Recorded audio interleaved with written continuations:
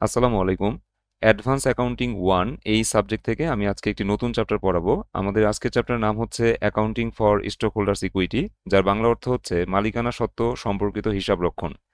এই চ্যাপ্টারটি হচ্ছে share related একটি চ্যাপ্টার। তো প্রথমে আমরা জানবো যে শেয়ার কাকে বলে, তারপর এই চ্যাপ্টারের ম্যাথ করার জন্য কিছু জাবেদা শিখতে হবে। তো সেই জাবেদার রুলসগুলো আমি আজকে ডিসকাস করব, দেন নেক্সট ক্লাস থেকে আমরা অঙ্ক করব। ওকে, স্ক্রিনে শেয়ার কাকে বলে এরকম একটা সংজ্ঞা আমরা দেখতে পাচ্ছি। এখানে শেয়ারের সংজ্ঞায় বলা হয়েছে কোম্পানির মালিকানার ক্ষুদ্রতম অংশকে শেয়ার বলে। কোম্পানির মালিকানার ক্ষুদ্রতম অংশকে শেয়ার বলে, অর্থাৎ কোম্পানির অনুমোদিত মূলধনকে কতগুলো ক্ষুদ্র ক্ষুদ্র সমান অংশে বিভক্ত করা হয়, বিভাজিত এক একটি অংশকে শেয়ার বলে। এখন এই অনুমোদিত মূলধন জিনিসটা কি আমি পাশে লিখেছি।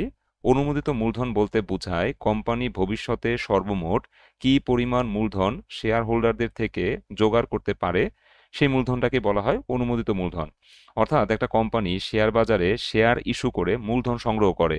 এখন একটা কোম্পানি শেয়ার বাজারে শেয়ার ইস্যুর মাধ্যমে মূলধন সংগ্রহ করে।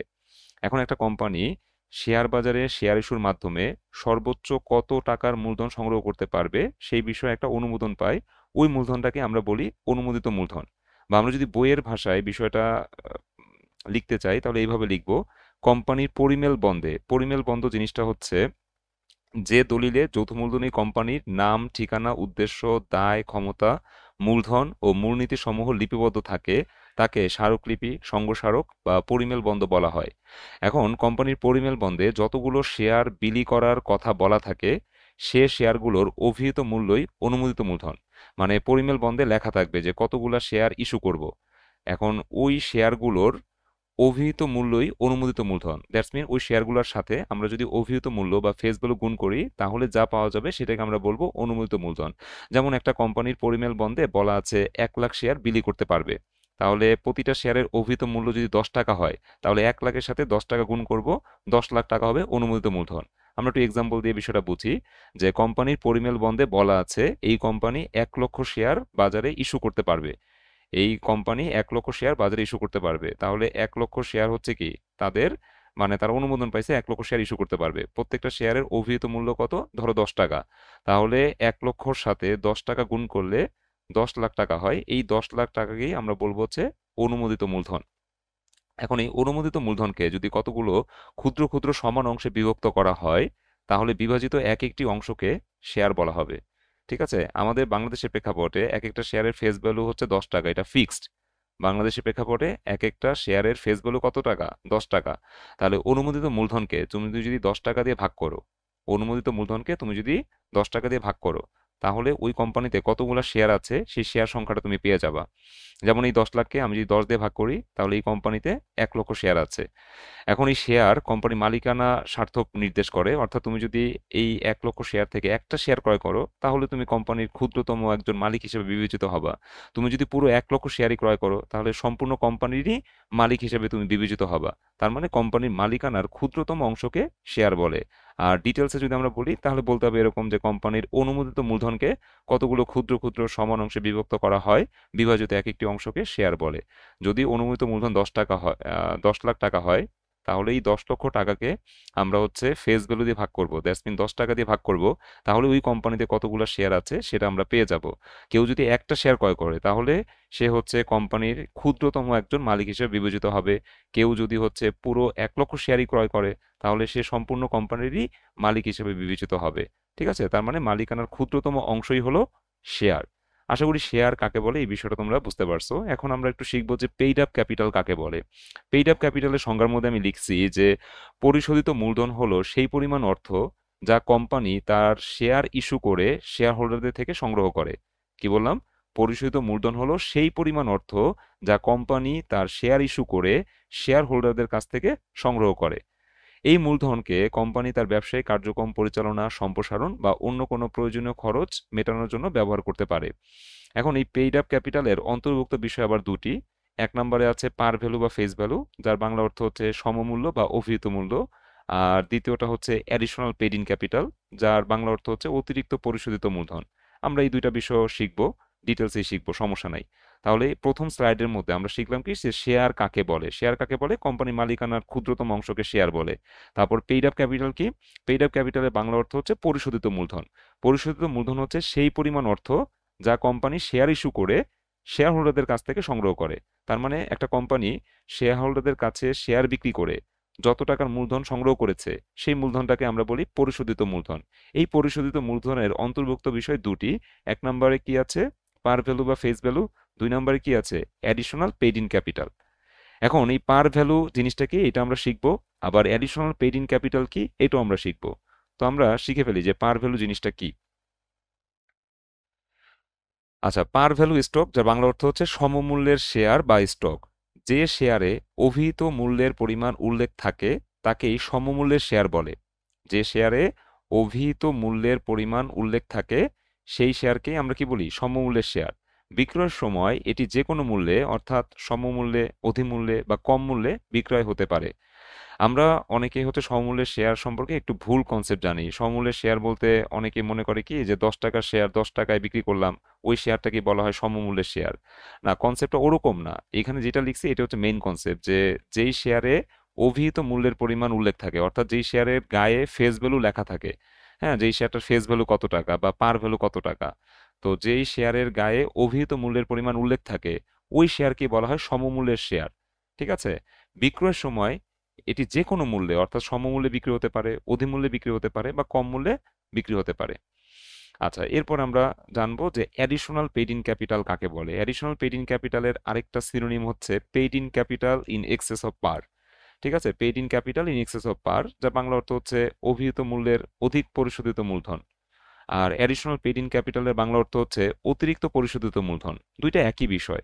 ঠিক আছে? Paid in capital in excess of par, এটার বাংলা অর্থ হচ্ছে অভিহিত মূল্যের অধিক পরিশোধিত মূলধন। আর অ্যাডিশনাল পেইড ইন ক্যাপিটালের বাংলা অর্থ হচ্ছে অতিরিক্ত পরিশোধিত মূলধন। দুইটা একই কথা। আমরা অঙ্কের মধ্যে দুইটার যে কোনো একটা ইউজ করতে পারি, বাট আমি হচ্ছে উপরেরটা ইউজ করি, paid in capital in excess of par, এই কথাটা ইউজ করি। এখন এই জিনিসটা কি এটা একটু আমরা ক্লিয়ারলি বুঝি। এটা জাবেদার মধ্যে আসবে, কিন্তু এই এন্টিটা জাবেদার মধ্যে আসবে। তো এখানে বলা হয়েছে শেয়ার হোল্ডারগণ শেয়ারের অভিহিত মূল্য অপেক্ষা যে অতিরিক্ত মূল্য পরিশোধ করেন তাকে অভিহিত মূল্যের অধিক পরিশোধিত মূলধন বলে। কি বললাম? শেয়ার হোল্ডারগণ শেয়ারের অভিহিত মূল্য অপেক্ষা, অভিহিত মূল্য মানে ফেস ভ্যালু বা পার ভ্যালু, শেয়ার হোল্ডারগণ শেয়ারের অভিহিত মূল্য অপেক্ষা যে অতিরিক্ত মূল্য পরিশোধ করেন তাকে অভিহিত মূল্যের অধিক পরিশোধিত মূলধন বলে। আমরা একটা উদাহরণের মাধ্যমে বিষয়টা বোঝার চেষ্টা করি। ধরো একটা শেয়ারের পার ভ্যালু হচ্ছে 10 টাকা। ওই যে বলছিলাম না অভিহিত মূল্য, অভিহিত মূল্যের ইংরেজি হচ্ছে পার ভ্যালু। তো ধরো পার ভ্যালু 10 টাকা। এখন বিক্রি হয়েছে, ইস্যু মানে বিক্রি, শেয়ারটা বিক্রি হয়েছে 12 টাকায়। তাহলে পার ভ্যালু যদি 10 টাকা হয় 10 টাকাতেই তো বিক্রি হওয়ার কথা ছিল, তাই না? কিন্তু কোম্পানির সুনাম ভালো যদি থাকে তাহলে 10 টাকার শেয়ার 12 টাকায় বিক্রি করতে পারবে, কোনো সমস্যা নাই। হ্যাঁ, তো 10 টাকার শেয়ার যদি 12 টাকায় বিক্রি করে সেই ক্ষেত্রে আমরা দেখতে পাচ্ছি পার ভ্যালু 10 টাকা, আর ওই যে 2 টাকা বেশি নিছি ওইটাই হচ্ছে অতিরিক্ত পরিশোধিত মূলধন বা অভিহিত মূল্যের অধিক পরিশোধিত মূলধন। কত? 2 টাকা। তাহলে এই যে অভিহিত মূল্যের অধিক পরিশোধিত মূলধন জিনিসটা কি এটা আমরা ক্লিয়ারলি বুঝতে পারছি যে অভিহিত মূল্য অপেক্ষা, অভিহিত মূল্য অপেক্ষা অতিরিক্ত যে মূল্য পরিশোধ করা হয়, এই যে 2 টাকা, এটা হচ্ছে শেয়ার হোল্ডারগণ অতিরিক্ত পরিশোধ করছে।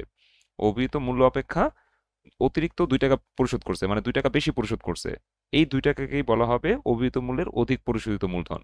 ঠিক আছে? এই যে দেখো, শেয়ার হোল্ডারগণ শেয়ারের অভিহিত মূল্য অপেক্ষা যে অতিরিক্ত মূল্য পরিশোধ করেন তাকে অভিহিত মূল্যের অধিক পরিশোধিত মূলধন বলে। তাহলে অভিহিত মূল্য যদি 10 টাকা হয়, 10 টাকার শেয়ার কি 10 টাকায় বিক্রি হয়েছে? না, 10 টাকার শেয়ার 12 টাকায় বিক্রি হয়েছে। 10 টাকার শেয়ার যদি 12 টাকায় বিক্রি হয় তার মানে শেয়ার হোল্ডারগণ কোম্পানিকে 12 টাকা দিয়েছে এক একটা শেয়ার কেনার জন্য। তাহলে কোম্পানি 10 টাকা তো পার ভ্যালু বাবদ মূলধন সংগ্রহ করেছে, আর 2 টাকা হচ্ছে কি অতিরিক্ত পরিশোধিত মূলধন, মানে কোম্পানি 2 টাকা বেশি নিছে। এই 2 টাকাকে বলা হবে অতিরিক্ত পরিশোধিত মূলধন, বা এটাকে আমরা বলি অভিহিত মূল্যের অধিক পরিশোধিত মূলধন। আশা করি তোমরা সেপারেটটা করতে পারবা। যখনই অঙ্কের মধ্যে দেখবা যে কোনো শেয়ারের পার ভ্যালু লেখা আছে কিন্তু ইস্যু করছে 2 টাকা বেশিতে অথবা ইস্যু করছে 5 টাকা বেশিতে, হ্যাঁ, তখনই বুঝবা যত টাকা বেশি নিয়েছে কোম্পানি ওইটাই হচ্ছে অতিরিক্ত পরিশোধিত মূলধন। এইখানে 10 টাকার শেয়ার 12 টাকায় বিক্রি হয়েছে, দ্যাটস মিন কোম্পানি 10 টাকা তো পার ভ্যালু বাবদ মূলধন সংগ্রহ করেছে আর 2 টাকা অতিরিক্ত সংগ্রহ করছে, এটাকেই আমরা বলি অতিরিক্ত পরিশোধিত মূলধন। আচ্ছা, তাহলে সমমূল্যের শেয়ার কাকে বলে এটাও আমরা বুঝতে পারছি, আর অতিরিক্ত পরিশোধিত মূলধন কাকে বলে এটাও আমরা বুঝতে পারছি। তোমাদের যদি কোশ্চেন থাকে অবশ্যই আমাকে কোশ্চেন করো, আমি আমার মতো আপাতত পড়ায় যাচ্ছি। আচ্ছা, এখন আমরা হচ্ছে কিছু জাবেদা শিখবো, ঠিক আছে? আমরা কিছু জাবেদা শিখবো। সো জাবেদাটা শিখবো এইভাবে, ধরো আমাদের শেয়ারের পার ভ্যালু দেওয়া আছে 10 টাকা। শেয়ারের পার ভ্যালু দেওয়া আছে কত? 10 টাকা। কিন্তু ইস্যু করা হয়েছে 12 টাকায়, তার মানে বিক্রি করা হয়েছে 12 টাকায়। তাহলে কোম্পানির কাছে পার ভ্যালু বাবদ, সে কোম্পানি পার ভ্যালু বাবদ মূলধন সংগ্রহ করছে 10 টাকা, আর অতিরিক্ত পরিশোধিত মূলধন হচ্ছে 2 টাকা। এখন যদি হচ্ছে 10 টাকার শেয়ার 12 টাকায় বিক্রি করে, তাহলে জাবেদা কেমন হবে? সেই জাবেদাগুলো আমরা একটু শিখে রাখি। হ্যাঁ, এটাকে বলা হয় প্রিমিয়ামে বিক্রয় বা প্রিমিয়ামে শেয়ার ইস্যু হয়েছে। এখন প্রিমিয়ামে যদি শেয়ার ইস্যু হয় তাহলে জাবেদাটা কেমন হবে? প্রথমত ক্যাশ ডেবিট হবে। কত টাকা? 12 টাকা, কারণ কোম্পানি বিক্রি করে 12 টাকা পাইছে। কোম্পানি বিক্রি করে কত টাকা পাইছে? 12 টাকা পাইছে, এই জন্য ক্যাশ ডেবিট হবে 12 টাকা। আর ক্যাপিটাল বৃদ্ধি পাইছে 10 টাকা। কমন স্টক ক্যাপিটাল, এটা ক্রেডিট হবে কত? 10 টাকা। আর বাকি 2 টাকা হচ্ছে অতিরিক্ত পরিশোধিত মূলধন। মানে আমরা কমন স্টক যে ক্রেডিট করবো, এটা সবসময় ফেস ভ্যালু বা পার ভ্যালু অনুযায়ী ক্রেডিট করতে হবে। কোম্পানির শেয়ারের যে ফেস ভ্যালু বা পার ভ্যালু প্রশ্নে দেওয়া থাকবে, তুমি ক্যাশ কত পাইছো সেটা তো প্রশ্নে বলাই থাকবে যে 10 টাকা শেয়ার 12 টাকায় বিক্রি করছো, তার মানে 12 টাকা হচ্ছে ক্যাশ ডেবিট, এটা ঠিক আছে। কিন্তু কমন স্টক ক্যাপিটাল যে ক্রেডিট করবা, এটা সবসময় পার ভ্যালুতে ক্রেডিট করতে হবে। তাহলে পার ভ্যালু যদি 10 টাকা হয়, তাহলে কমন স্টক আমরা ক্রেডিট করবো 10 টাকা। আর বাকি যে 2 টাকা শর্ট আছে ক্রেডিট পাশে, এটা হচ্ছে অতিরিক্ত পরিশোধিত মূলধন, মানে কোম্পানি 2 টাকা বেশি নিচ্ছে। So paid in capital in excess of par, একটা হাইফেন দিয়ে সিএস বা কমন স্টক লিখে দিব। Paid in capital in excess of par common stock 2 টাকা। আচ্ছা, এরপর প্রিমিয়াম শেয়ার ইস্যুর পর আমাদের পরবর্তী যে জাবেদাটা আছে, সেটা হচ্ছে 10 টাকার শেয়ার 10 টাকাতেই বিক্রি করছে। 10 টাকার শেয়ার 10 টাকাতে বিক্রি করছে, তার মানে হচ্ছে পার ভ্যালুতে শেয়ার বিক্রয় হয়েছে। অর্থাৎ কোম্পানি 10 টাকার শেয়ার 10 টাকাতে বিক্রি করছে, কমও নেয় নেই, বেশিও নেয় নেই, সমমূল্যে শেয়ার বিক্রি করে দিয়েছে। তো সমমূল্যে যদি বিক্রি করে, তাহলে বিষয়টা কেমন হয়? যে পার ভ্যালু বাবদ কোম্পানি হচ্ছে 10 টাকার মূলধন সংগ্রহ করছে, আর অতিরিক্ত পরিশোধিত মূলধন শূন্য, সংগ্রহ করে নেই, অতিরিক্ত পরিশোধিত মূলধন নাই। তাহলে 10 টাকার শেয়ার 10 টাকাতে যদি বিক্রি করি, তাহলে ক্যাশ ডেবিট হবে 10 টাকা, আর কমন স্টক ক্রেডিট হবে 10 টাকা। এই যে আমি লিখেছি, পার ভ্যালুতে শেয়ার ইস্যু করলে জাবেদা হবে। হ্যাঁ, ক্যাশ ডেবিট হবে কত? 10 টাকা, কারণ বিক্রি করে 10 টাকাই তো পাইছি। বিক্রি করে কয় টাকা পাইছি? 10 টাকা পাইছি, তাহলে ক্যাশ ডেবিট হবে 10 টাকা। আর কমন স্টক ক্যাপিটাল বৃদ্ধি পাইছে, এই জন্য কমন স্টক ক্রেডিট হবে কত? 10 টাকাই। দেখো, এই দুইটা জাবেদা আমরা ক্লিয়ারলি বুঝতে পারছি কিনা? যদি কোনো কোশ্চেন থাকে আমাকে কোশ্চেন করতে পারো।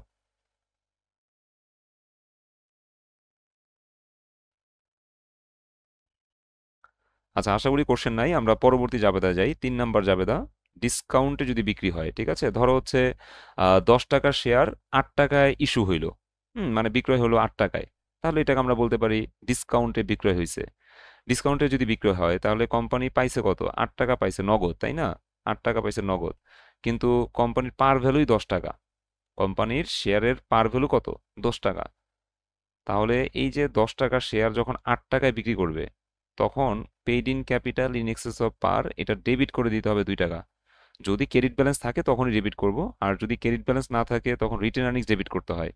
যাক, ওই বিষয়গুলো আমরা পরবর্তীতে শিখবো। তোমরা জাস্ট আপাতত এটুকু মনে রাখো যে 10 টাকার শেয়ার যদি 8 টাকায় ইস্যু হয়, 10 টাকার শেয়ার যদি 8 টাকায় ইস্যু হয়, তার অর্থ হইল কোম্পানি ডিসকাউন্টে শেয়ার বিক্রি করছে। তার মানে ক্যাশ পাইছে 8 টাকা। ঠিক আছে, কোম্পানি ক্যাশ পাইছে কত? 8 টাকা। কিন্তু কমন স্টক ক্রেডিট হবে কত? কমন স্টকের ফেস ভ্যালু যেহেতু 10 টাকা, সেহেতু কমন স্টক 10 টাকাই ক্রেডিট হবে। কমন স্টক 10 টাকাই ক্রেডিট হবে। ডেবিট পাশে যদি শর্ট থাকে, তাহলে paid in capital in excess of par common stock 2 টাকা আমরা ডেবিট করে দিব। এখন এই যে 2 টাকা ডেবিট করলাম, এটা কোনো অঙ্কে করতে পারবো, কোনো অঙ্কে করতে পারবো না। কখন পারবো? যখন paid in capital in excess of par common স্টকের ক্রেডিট ব্যালেন্স থাকবে, তখনই আমরা ডেবিট করার প্রয়োজন হলে ডেবিট করতে পারবো। আর যদি paid in capital in excess of par common stock এটার ক্রেডিট ব্যালেন্স প্রশ্নে না থাকে, তাহলে তো ক্রেডিট না থাকলে তো ডেবিট করতে পারবো না। তখন রিটেন আর্নিংস ডেবিট করে দিতে হয়। তাহলে ডিসকাউন্টে যখন তুমি শেয়ার বিক্রি করবা, ডিসকাউন্টে যখন শেয়ার বিক্রি করবা, তখন বিক্রি করে পাইছো কত? 8 টাকা। তাহলে সাথে সাথে ক্যাশ 8 টাকা ডেবিট করে দিবা। আর কমন স্টক সবসময় ফেস ভ্যালু বা পার ভ্যালু অনুযায়ী ক্রেডিট হবে। তাহলে কমন স্টক ক্রেডিট হবে কত? 10 টাকা। ডেবিট পাশে যদি শর্ট থাকে, তাহলে এক্সেস কমাই দিবা, মানে ডেবিট করে দিবা। এখন এক্সেস ক্রেডিটে থাকতে হবে। উপরের কোনো জাবেদা বা অঙ্কের শুরুতে, হ্যাঁ, এক্সেস এর ক্রেডিট ব্যালেন্স থাকতে হবে। যদি ক্রেডিট ব্যালেন্স থাকে, তাহলে তুমি ক্রেডিট ব্যালেন্সটাকে ডেবিট ব্যালেন্সে রূপান্তর করতে পারবা। এই যে 2 টাকা ডেবিট করছি না, এটা কখন ডেবিট করতে পারবো? যদি আগে থেকে কোনো জাবেদা বা অঙ্কের মধ্যে paid in capital in excess of par common স্টকের ক্রেডিট ব্যালেন্স থাকে, তাহলেই ডেবিট করতে পারবো। যদি ক্রেডিট ব্যালেন্স না থাকে, তাহলে এইখানে রিটেন আর্নিংস আমরা ডেবিট করে দিব। ঠিক আছে, রিটেন আর্নিংস আমরা ডেবিট করে দিব। আচ্ছা, তাহলে দেখো ডেবিট ক্রেডিট কিন্তু মিলে গেছে। আমি ক্যাশ পাইছি 8 টাকা, কমন স্টক ক্রেডিট 10 টাকা, ডেবিট পাশে শর্ট আছে, আমি এক্সেস কমায়া ডেবিট করে দিলাম 2 টাকা। ডেবিট ক্রেডিট মিলে গেছে, এটা হচ্ছে ডিসকাউন্টের শেয়ার বিক্রি জাবেদা। আচ্ছা, এরপরে আমরা হচ্ছে লভ্যাংশ কাকে বলে এটা একটু শিখি। ক্যাশ ডিভিডেন্ড, ক্যাশ ডিভিডেন্ডের বাংলা অর্থ হচ্ছে নগদ লভ্যাংশ। এখন নগদ লভ্যাংশ এটা সংজ্ঞা লিখছি। নগদ অর্থে লভ্যাংশ প্রদান করলে তাকে নগদ লভ্যাংশ বা ক্যাশ ডিভিডেন্ড বলে। নগদ অর্থে লভ্যাংশ প্রদান করলে তাকে নগদ লভ্যাংশ বা ক্যাশ ডিভিডেন্ড বলে। অর্থাৎ কোম্পানি প্রতি বছর যে লাভ করে সেই লাভের একটা অংশ শেয়ার হোল্ডারদের মাঝে বন্টন করে। এখন লাভের অংশ যদি নগদ টাকায় শেয়ার হোল্ডারদেরকে প্রদান করা হয় তাকে আমরা নগদ লভ্যাংশ বলি। হ্যাঁ, এই যে বলে দিয়েছি, নগদ অর্থে লভ্যাংশ প্রদান করলে তাকে নগদ লভ্যাংশ বা ক্যাশ ডিভিডেন্ড বলে। এখন ক্যাশ ডিভিডেন্ড ঘোষণা করলে জাবেদা কি হয় এটা আমরা শিখে রাখি। ক্যাশ ডিভিডেন্ড ঘোষণা করলে জাবেদা হয় written earnings debit, dividend payable credit. কেন এই জাবেদাটা হয়? কারণ যখনই ক্যাশ ডিভিডেন্ড ঘোষণা করব তখন রিটেন আর্নিংস কমায় দিতে হবে। কেন রিটেন আর্নিংস কমাবো? কারণ নগদ লভ্যাংশ রিটেন আর্নিংস এর ফান্ড থেকেই দেওয়া হবে। দ্যাটস ওয়াই আমরা সাথে সাথে ঘোষণার দিনই রিটেন আর্নিংস এর ফান্ড কমায় দিব, অর্থাৎ রিটেন আর্নিংস ডেবিট করব। কিন্তু আমি তো এখনো টাকা দেই নাই, এই জন্য দায় সৃষ্টি করতে হবে। এই জন্য আমরা ডিভিডেন্ড পেয়েবল ক্রেডিট করব। ঠিক আছে, আমি আবারও বলছি, ক্যাশ ডিভিডেন্ড যেদিন ঘোষণা করবে ওই দিনই রিটেন আর্নিংস ডেবিট করে দিব। দ্যাটস মিন আমি রিটেন আর্নিংস কমাই দিচ্ছি। কিন্তু আমি তো এখনো টাকা দেই নাই। যদি টাকা দিতাম তাহলে তো আমি ক্যাশ ক্রেডিট করতাম, কিন্তু আমি তো টাকা দেই নাই। দ্যাটস ওয়াই আমার একটা দায় সৃষ্টি করতে হবে, অ্যাকাউন্টস পেয়েবল আমরা ক্রেডিট করে দিব। আচ্ছা, এরপর একটা নোটস মনে রাখবা, লভ্যাংশের ক্ষেত্রে রেকর্ড ডেটে কোনো জাবেদা প্রদান করতে হবে না। এই যে পাশে নো এন্ট্রি লিখে দিয়েছি। রেকর্ড ডেট জিনিসটা কি? ধরো আমরা যখন শেয়ার হোল্ড করি, ঠিক আছে, আমরা যখন শেয়ার হোল্ড করি, ধরো আমি স্কয়ার কোম্পানির 100টা শেয়ার কিনেছি। এখন এই শেয়ারটা আমি নিজের কাছে রেখে দিয়েছি। কোম্পানি বছর শেষে বললো কি শেয়ার প্রতি 2 টাকা লভ্যাংশ দেওয়া হবে। তাহলে আমার কাছে 100 শেয়ার আছে।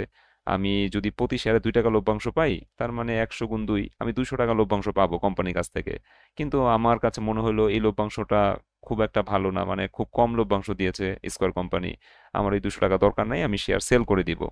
তার মানে লভ্যাংশ যদি কারো পছন্দ হয় তাহলে সে নিজের কাছে শেয়ারটা রেখে দিবে। যদি লভ্যাংশ ঘোষণার পর কারো কাছে ওই লভ্যাংশটা ভালো না লাগে, পছন্দ না হয়, সেক্ষেত্রে তার শেয়ার সে সেল করে দিবে। তার মানে কোম্পানি যখন লভ্যাংশ ঘোষণা করে তখন কোম্পানি শেয়ার হাত বদল করার একটা সুযোগ দেয়। ধরো 15 দিন, 20 দিন বা 1 মাস সময় দেয়। যদি স্কয়ার কোম্পানি আজকে বলে যে শেয়ার প্রতি 2 টাকা লভ্যাংশ দেয়া হবে, এখন এই 2 টাকা কারো পছন্দ হবে, কারো পছন্দ হবে না। যার পছন্দ হবে সে শেয়ারগুলো রেখে দিবে। হ্যাঁ, তারপরে হচ্ছে কোম্পানির কাছ থেকে 2 টাকা লভ্যাংশ নিয়ে নিবে। আর যার পছন্দ হবে না সে কি করবে? শেয়ারগুলো অন্য কারো কাছে সেল করে দিবে, যে আমার দরকার নেই 2 টাকা করে, আমি এখন একটু বেশি দামে শেয়ার সেল করে দিই।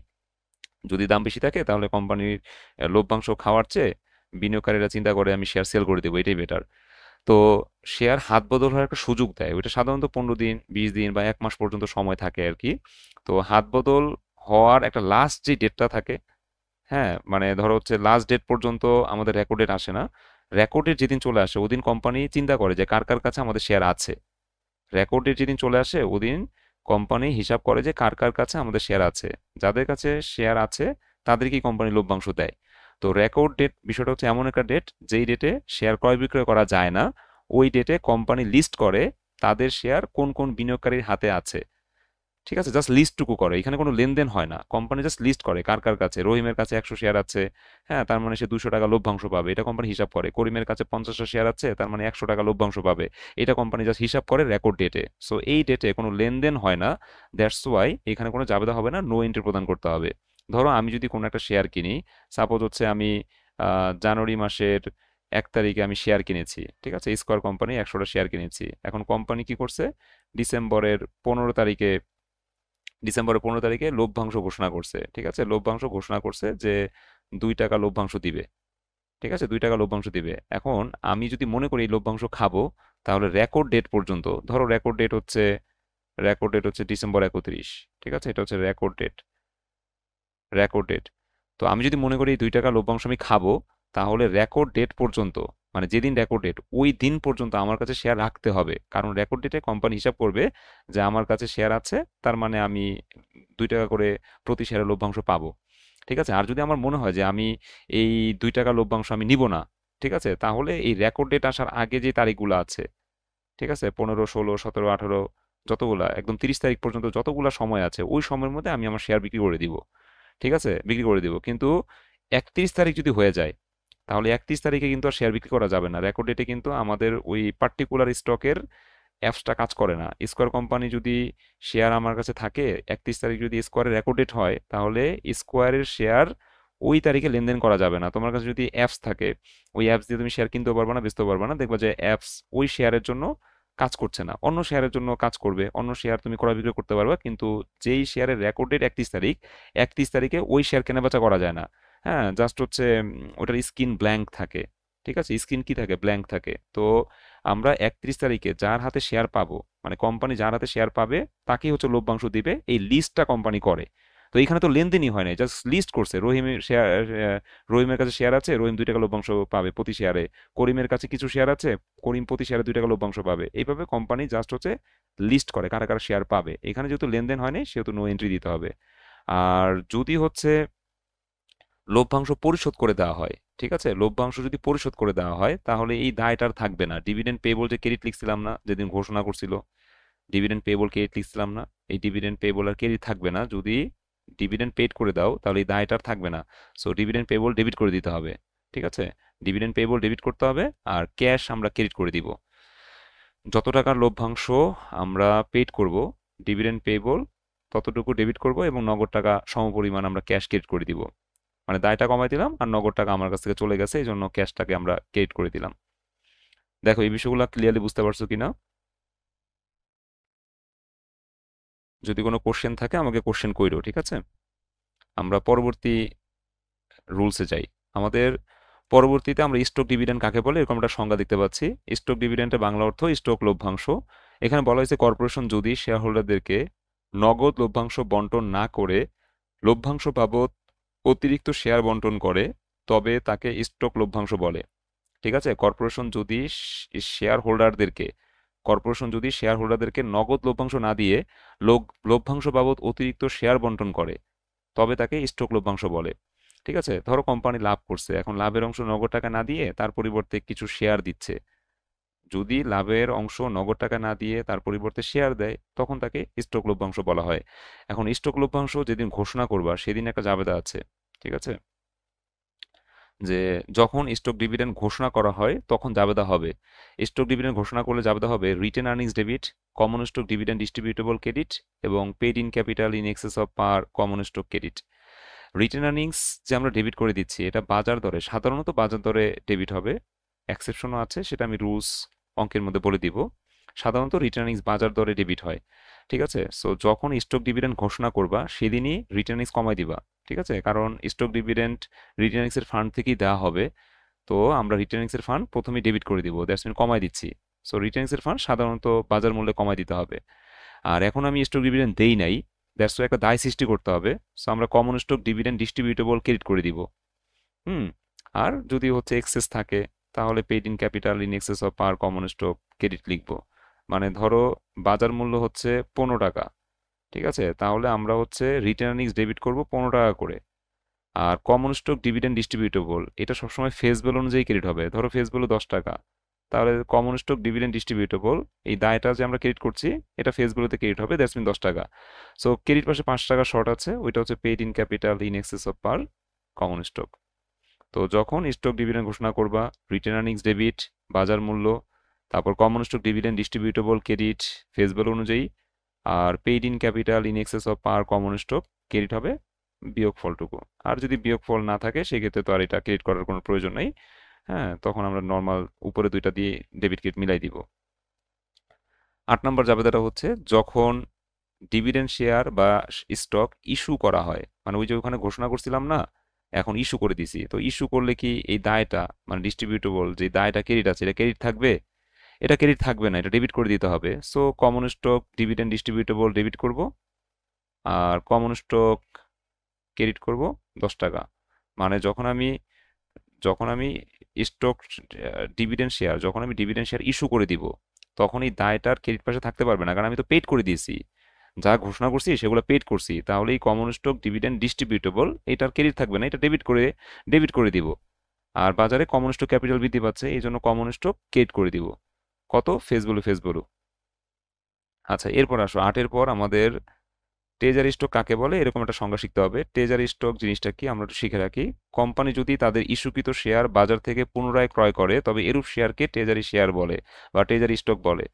কোম্পানি যদি তাদের ইস্যুকৃত শেয়ার বাজার থেকে পুনরায় ক্রয় করে, মানে কোম্পানি যদি নিজের শেয়ার নিজেই ক্রয় করে, ঠিক আছে, কোম্পানি যদি নিজের শেয়ার নিজেই ক্রয় করে তবে ওরূপ শেয়ারকে ট্রেজারি স্টক বলে। অনেক সময় হয় না এরকম যে ধরো গ্রামীণ ফোন একটা কোম্পানি, তারা বাজারে 1 কোটি শেয়ার ইস্যু করছে। এখন কিছু বছর পর কোম্পানি চিন্তা করলো যে আমরা বাজার থেকে কিছু শেয়ার কিনে রাখি নিজেদের কাছে। সো ওই 1 কোটি শেয়ার থেকে কোম্পানি কি করলো, ধরো 10 লাখ শেয়ার নিজের কাছে কিনে রাখলো। তো এই যে কোম্পানি তাদের ইস্যুকৃত শেয়ার বাজার থেকে পুনরায় ক্রয় করছে, ওরূপ শেয়ারকেই বলা হবে ট্রেজারি স্টক। হ্যাঁ, 1 কোটি থেকে 10,000 শেয়ার কোম্পানি কি করছে, কিনে রাখছে, নিজের শেয়ার নিজেই কিনে রাখছে, ওই শেয়ারকে বলা হয় ট্রেজারি স্টক। এখন ট্রেজারি স্টক কেনার একটা জাবেদা আছে, ঠিক আছে। ট্রেজারি স্টক ক্রয় করলে জাবেদা হবে ট্রেজারি স্টক ডেবিট, আর নগদ টাকায় ট্রেজারি স্টক কিনতে হয়। সো ক্যাশ হয়ে যাবে ক্রেডিট। মানে ট্রেজারি স্টক আমার কাছে যদি আসে তাহলে ট্রেজারি স্টক ডেবিট করতে হবে না। আমি ধরো হচ্ছে কিছু শেয়ার কিনছি, ট্রেজারি স্টক কিনছি, আমি শেয়ার কিনলে ওটা ট্রেজারি স্টক হয়ে যাবে। ধরো আমার নিজের শেয়ার যদি আমি নিজেই কিনি তাহলে ওই শেয়ারটাকে ট্রেজারি স্টক বলতে হবে। সো আমি ট্রেজারি স্টক ডেবিট লিখবো, যত টাকা দিয়ে কিনছি, যদি 10 টাকা দিয়ে কিনি তাহলে ট্রেজারি স্টক ডেবিট লিখবো 10 টাকা, এবং সমপরিমাণ টাকাই ক্যাশ ক্রেডিট করতে হবে। সো আমি ক্যাশ ক্রেডিট লিখলাম 10 টাকা। এটা হচ্ছে ট্রেজারি স্টক ক্রয়ের জাবেদা। এখন ট্রেজারি স্টক ক্রয় করার পর এটা বিক্রি করা যায় 3 ভাবে। ধরো আমরা বিক্রি করতে পারবো এইভাবে যে 10 টাকা হচ্ছে ক্রয় মূল্য, বিক্রিও করেছি 10 টাকায়, ইস্যু করছি কয় টাকায়, 10 টাকায়, 10 টাকার শেয়ার 10 টাকায় বিক্রি করছি। সেই ক্ষেত্রে জাবেদা কি হবে, বিক্রি করে 10 টাকা পাইছি, সো ক্যাশ ডেবিট 10 টাকা, আর ট্রেজারি স্টক চলে যাচ্ছে বা কমে যাচ্ছে, এই জন্য ট্রেজারি স্টক ক্রেডিট করবো 10 টাকা। এটা হচ্ছে আমাদের কি, ক্রয় ক্রয় মূল্যে যদি আমরা ট্রেজারি স্টক বিক্রি করি, ঠিক আছে, 10 টাকা দিয়ে কিনছি 10 টাকায় বিক্রি করছি, সেই ক্ষেত্রে ক্যাশ ডেবিট 10 টাকা, ট্রেজারি স্টক কমে যাচ্ছে কত করে, 10 টাকা করে, এই জন্য ট্রেজারি স্টক ক্রেডিট লিখবো 10 টাকা। আচ্ছা, তারপরে যদি 10 টাকার শেয়ার 12 টাকায় ইস্যু করি তাহলে একটা জাবেদা হবে।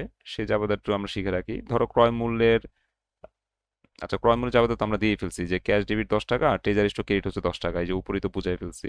এখন 10 টাকা শেয়ার যদি 12 টাকায় বিক্রি করি তাহলে জাবেদা কি হবে, ধরো 10 টাকা শেয়ার 12 টাকায় বিক্রি করছি, তাহলে ক্যাশ ডেবিট 12 টাকা। হুম।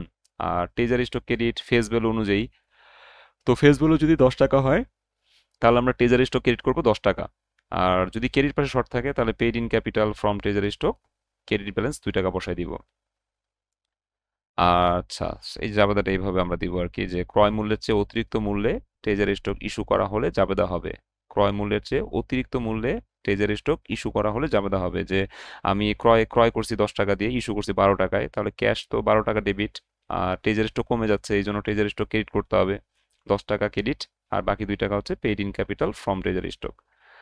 আর যদি এরকম হয় যে 10 টাকা শেয়ার 8 টাকায় বিক্রি করছি, দ্যাটস মিন আমরা হচ্ছে কম মূল্যে বিক্রি করছি, ক্রয় মূল্যের চেয়ে কম মূল্যে যদি ট্রেজারি স্টক বিক্রি করি তখন জাবেদাটা কি হবে, আমি বিক্রি করে যেহেতু 8 টাকা পাইছি সেহেতু ক্যাশ 8 টাকা ডেবিট, আর যেহেতু ট্রেজারি স্টক হ্রাস পাচ্ছে সেহেতু আমি ট্রেজারি স্টক ক্রেডিট করে দিব। হ্যাঁ, এটা হচ্ছে ক্রয় মূল্য অনুযায়ী ক্রেডিট হবে, যা দিয়ে কিনছিলাম সেই টাকা অনুযায়ী ক্রেডিট হবে। সো 10 টাকা ক্রেডিট হইলো। ডেবিট পাশে শর্ট আছে, so paid in capital from treasury stock debit করে দিব। ওই যে বিক্রি করে নগদ পাইছি কত, 8 টাকা, আর ট্রেজারি স্টক ক্রেডিট হবে, ক্রয় মূল্য কত ছিল 10 টাকা, 8 আর 10 দুই পাশ কি মিলছে, না মিলে নেই, ডেবিট পাশে শর্ট আছে, ওইটার নামই হবে paid in capital from treasury stock. আর এই যে paid in capital from treasury stock debit করব, আগে থেকে ক্রেডিট ব্যালেন্স থাকতে হবে, জাবেদা থাকুক বা অঙ্কের শুরুতে থাকুক, paid in capital from treasury stock, এটা কিন্তু ক্রেডিট ব্যালেন্স আগে থেকেই থাকতে হবে, তাহলে তুমি ডেবিট করতে পারবা। আর যদি আগে থেকে কোনো ক্রেডিট ব্যালেন্স না থাকে সেক্ষেত্রে এখানে রিটেন আর্নিংস ডেবিট করে দিতে হবে। তো এই 12টা যে রুলস আছে, এই 12টা রুলসই তোমরা ভালো করে পড়বা। নেক্সট ক্লাস থেকে ইনশাল্লাহ আমরা অঙ্ক করব। যা যা রুলস পড়াইছি এগুলো একটু খাতার মধ্যে সুন্দর করে নোটস করবা, ঠিক আছে। নোটস করে তারপর এগুলা বারবার পড়বা, যা যা বুঝাইছি এগুলো লাগলে ভিডিও আরেকবার দেখবা, দেখে এগুলো বুঝে টুঝে দেন হচ্ছে শীটের 1 থেকে তোমরা অঙ্কগুলো দেখবা ক্লিয়ারলি বুঝতে পারছো। আর এই রুলস যাতে মনে না থাকবে, পরের ক্লাস করতে যাবা দেখবা যে পারবা না অঙ্ক করতে। এই রুলসগুলো একটু মনে রেখো, ঠিক আছে। আজকের ক্লাস নিয়ে কারো কোনো কোশ্চেন আছে, কোনো টার্মস বুঝো নাই এরকম কিছু আছে?